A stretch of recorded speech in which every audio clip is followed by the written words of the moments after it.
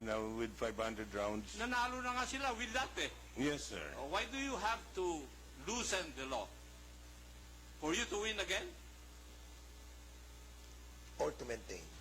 Maintain lang po Yan. natin. Siguro yan. That's why I do not Ilagay lang agree po with your natin. point, Mr. Reyes. Kasi nga po, yung mga nakaraang mga chief PNP po, I'm not mentioning na, napunta po sa chief PNP ang pagbibigay ng permit to carry sa mga sport shooters wherein we do not carry, we merely transport the firearms. Hindi. Ang point ko, Mr. Reyes, with the Opo. present law, nanalo na kayo ng 1, 2, 3. Yun ang sabi mo eh. Opo. Tapos ngayon, luluwagan para magkaroon kayo ng 5,000 na ammunition for one. Kasi limited to 500 according to the law. The 500 is for the transport of the firearm, of the ammunition to the range. Yes. Yung 5,000, That is not enough. the 500, usually po, 500 is kung minsan kinukulang pa ang shooter sa firing range for a competition. Yung PNP, do you agree with that? That 500 is not enough for practice? For one practice session?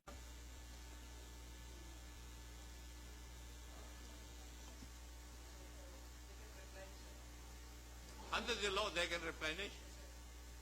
What's the problem? Opo. Wala palang problema eh. So, ang sinasabi ni Chairman Acop ay we created champions, di ba? The best, no? Using the present law. And in this bill, increasing the amount of ammunition, no? Parang hindi natin nabibit yung purpose, di ba? Unless that we wanted to have more champions, no? In different categories. So probably that's the best answer. Yes, Mr. Chairman, we will just submit our position paper later. Alright.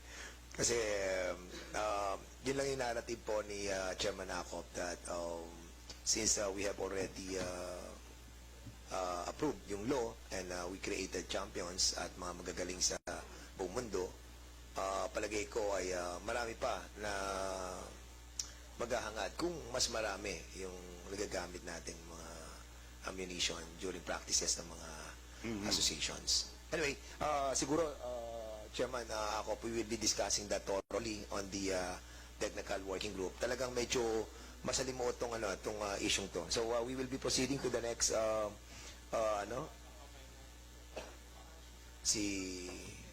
Mr. Topacio, are you raising your hand? Yes. Okay, go ahead, please. Mr. Chair, to answer the question lang of the good Congressman Acop, I think si Mr. Reyes hindi niya masyado explain.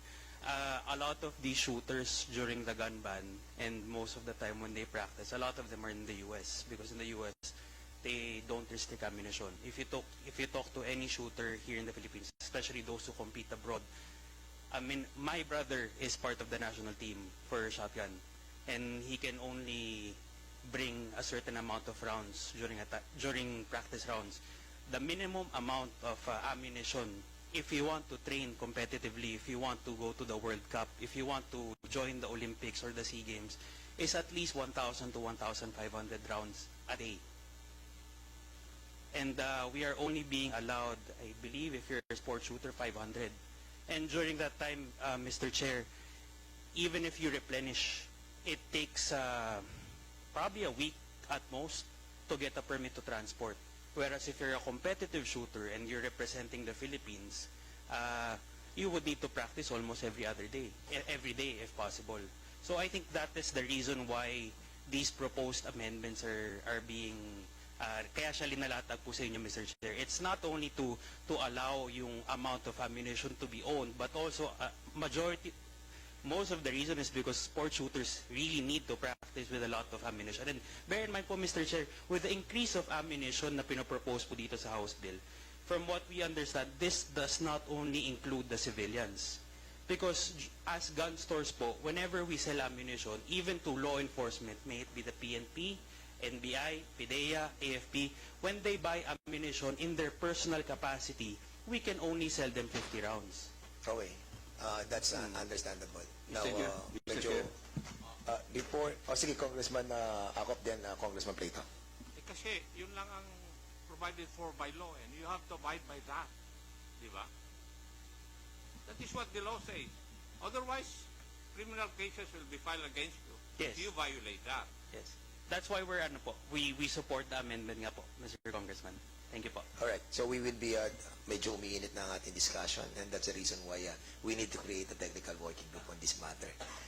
Kasi Mr. Chair. medyo contentious siya. Pero because we have an existing law and we have to follow it, and that's the reason why meron tayong amendments na gagawin natin. But, of course, it Mr. will be also debatable on the technical working group.